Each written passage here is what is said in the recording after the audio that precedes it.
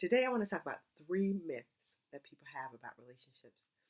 My name is Kanisha Berry. I'm a relationship life coach. I help people get clear about who they are by helping them see the relationship that they're having with themselves, because I know that you can't have a better relationship with others unless you first having a great relationship with yourself.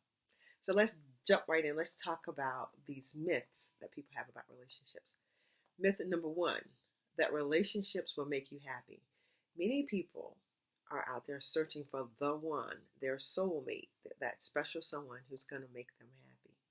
Here's the thing, you hear it, but there's a deep part of most of us who don't believe this. Your happiness is your responsibility. Like, I want to say that again. Your happiness is your responsibility. What you want to do is you want to team up with someone who is also a healthy, happy person as well. And maybe you guys can learn to be happy together. But a mate, a person that you meet, can never make you happy. Here's what I believe relationships really are for. Particularly those close relationships you're in where like husband and wife, boyfriend and girlfriend, those deeper relationships. Now, I think on some level, all relationships do this, but I'm talking about those intimate, close relationships. And know that when I say intimate, I don't mean sexual, but the intimacy of into me, I see. Into you, I see, like that opportunity to really get close to someone. If there is someone in your life who, or as you get into a relationship with someone, maybe you're not married. I'm married. Have been married now for since it's 2020, 23 years. And what I've learned about marriage and relationships is that the marriage and the relationship is really the place where we learn to heal our emotional wounds from our past, particularly from our childhood. So what I believe relationships are for, specifically the marriage, is your mate is going to reflect to you or pull out of you or show you all of your soul wounds. This is the reason you're pissed off, you're angry, you're upset all the time. This is the reason that he gets on your last nerve. This is the reason that she doesn't understand you. It's because what she's doing in your effort to get happy, like you thought you met this person who was going to make you happy, keep you happy, and they are the one. They are the one, but they are the one to help you mature and heal emotionally and spiritually. This is what I mean by that. Is that we all show up in the beginning of our relationship, particularly a marriage. You know, we may look beautiful. A lot of people love to look at the wedding day. Everybody's all dressed up. We look pretty. Maybe you've faced some challenges and you think like, this is the one. This is my ride or die. This is the person who can help me through anything. And they probably can. The problem comes when you think they're not supposed to help you through everything, but they are supposed to be the answer to your everything, and that they are supposed to not upset you, piss you off, trigger you. No, they are in your life to do just that, so that they can reveal to you the parts that need to be healed, the wounds that you have, that you carry, the maybe beliefs that you have about love and relationship. But what we do in relationship is we constantly fight with the other person, because we're quick to see their problems and their wounds and their issues, and we can say what's wrong with them. And if they would change and they would fix that, then I would be happy. But you have to understand that is a selfish love that has nothing to do with true love. Because again, you enter into a relationship, or you're searching for a relationship that will make you happy. And as long as you believe that there's a person outside of yourself to make you happy, you're going to continuously, over and over again, find hurt, pain, and disappointment. It's not because it's them. It's not because I keep meeting the wrong person. It's because it's you. There's a part of you that desperately, deeply want to be healed. I'm a God girl, so I believe that God wants to heal all of our areas. And until you awaken, you'll hear that word a lot with me, until you awaken to that part of yourself that is living, deciding, choosing only to operate from your soul wounds. If you keep hanging with me, you'll learn more about those. Then you're going to continuously find hurt, pain, disappointment. And you're going to think, especially in relationships, that it's always them. But I want you to know that is you. You are responsible for your happiness, and you have to be willing to show up and do the work. So myth number one is that if you believe that there's someone else, there's someone that when you meet the right person, they are going to make you happy. Myth number two in relationships is that when I meet the right person, it shouldn't be so hard. I hear that all the time. Wait, why is it this much work? Why is it so hard? It shouldn't be this hard. If they was the right person, if they was my soulmate, a relationship shouldn't be this much work. Where'd you get that idea from? Like, in what world? Where else in life does that work? Everything you do that's worth something, your education, your job, your career, earning income, building a home, like everything you do requires work. Why would you not think a relationship, a good relationship, would not require work? Where did you get that idea from? Like, that to me is fairy tale thinking. That is what I call a Cinderella mindset. Many of us watch movies, see TV, and we get so engulfed in the characters that we see, and we want that kind of love. It doesn't exist. I need you to get that. Like, that kind of love doesn't exist. Going on people's Facebook and Instagram and seeing these wonderful couples, they're so in love, and oh my God, they have everything. They have the beautiful house, they have the children. Their life is so much better than mine. It's a fairy tale, because all we do on Facebook and Instagram and any social media is we put the best parts of ourselves. None of us are filming and showing when we're in marriage that we're in arguments, disappointment, disagreement. None of us shoot that part. But believe me, in every relationship that is happening, the difference between a healthy marriage or healthy relationship is that you experience more love, peace, joy, and understanding than you do chaos. I need you to get that.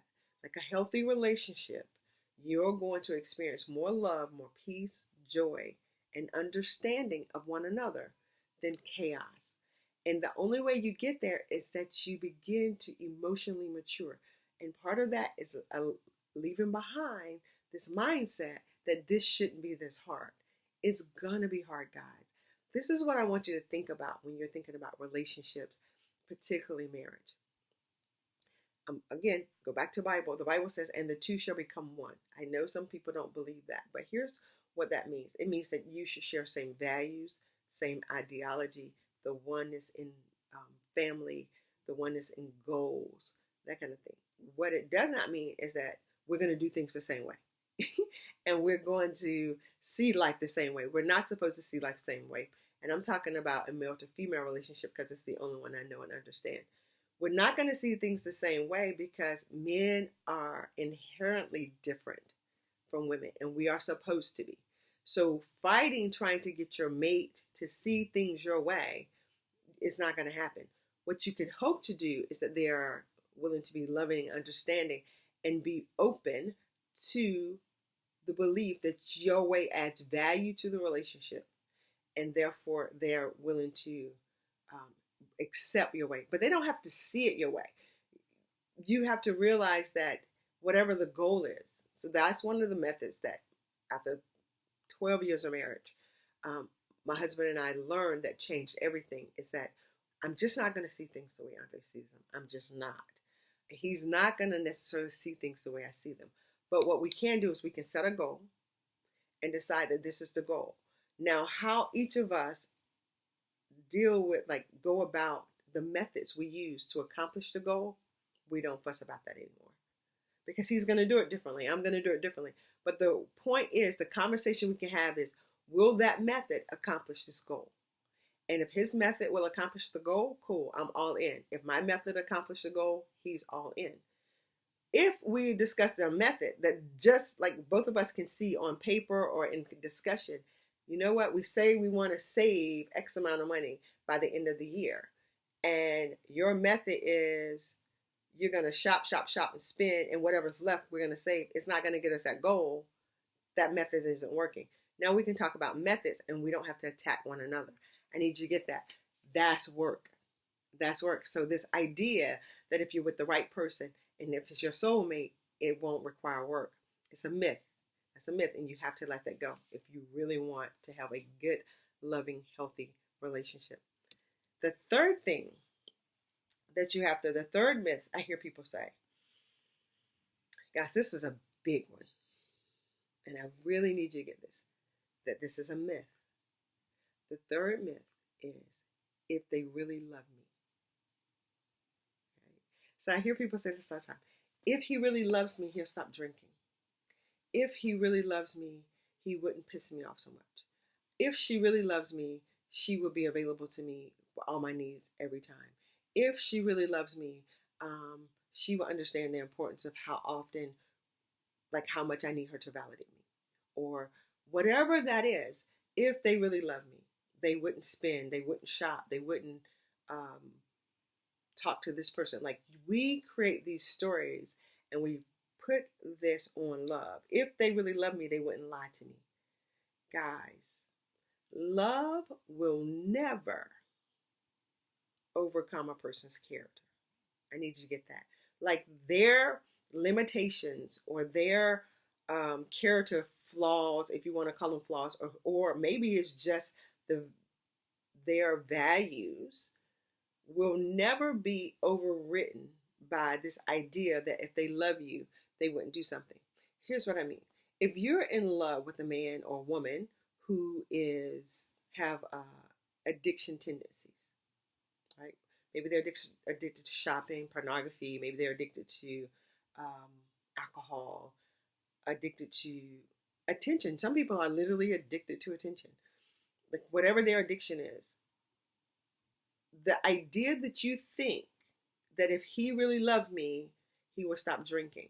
And this, even when we talk about relationships, we do this to our parents. If they really loved us, they wouldn't have did this thing, or they would have taught me more, they would have showed me more, they would have been there for me, they would have provided more if they love me. That has nothing to do with love, guys. That has everything to do with capacity. So I need you to get that. Like, that is not a love issue. That's a capacity issue. Some people are not capable of providing for you these things, these beliefs that you think you have or need, that this person, your husband, your father, your mother, your sister, your brother, should do for you. The relationship doesn't override their capacity. Here's the example I want you to think about when you hear me say this. If you needed $1,000 and you thought, like, I got to have this money really fast, I got to think of someone who can maybe loan me this $1,000. You're not going to think about the person who is the brokest person you know. Like, you're not going to think about, like, maybe the homeless guy you walk by on the street and be like, oh yeah, I'm going to go ask this dude for $1,000. Because you immediately believe because he's homeless, he probably doesn't have $1,000. If that man who was homeless was your father or your husband or your boyfriend, he's homeless, and you needed $1,000, and he loves you. If he doesn't have it, he just doesn't have it. And it has nothing to do with the relationship. So for you to say, but if you love me, you would loan me this $1,000. And he's like, girl, I sleep on the sidewalk.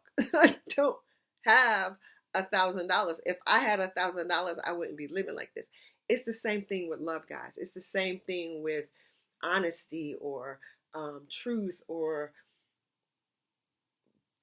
being faithful. If he really loved me, he wouldn't cheat on me. His cheating on you or her cheating on you or her betraying you has nothing to do with love.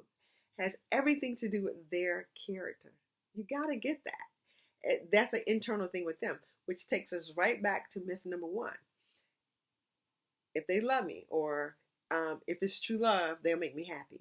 No.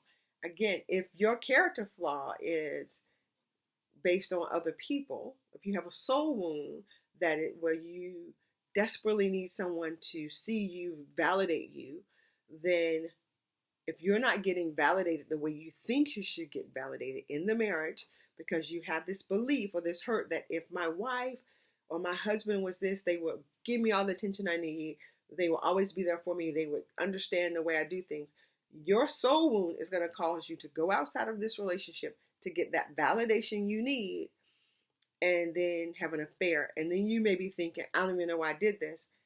And now your spouse's position is, if you love me, why would you do that to me? It has nothing to do with love. It's the soul wound showing up. And so this is why you have to begin to understand the real truth about relationships. They are not here to create this happily ever after. Here's what I've learned after 20 plus years of marriage.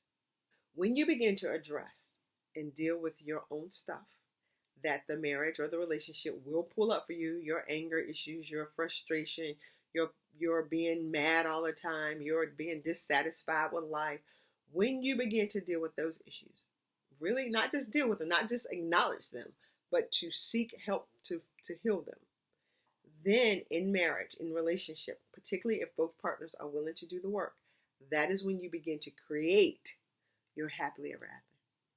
So I hope this helps someone. If you found this video helpful, please share it with someone. And nothing, subscribe. Please hit my subscribe button, because this is the kind of information that I want to get out to as many people as possible, so that we can begin to live in a world and in a society that creates healthy, happy, and loving relationships. I am Kenesha Berry, a relationship life coach. You can check me out at berrythoughtfullife.com. Thanks for watching.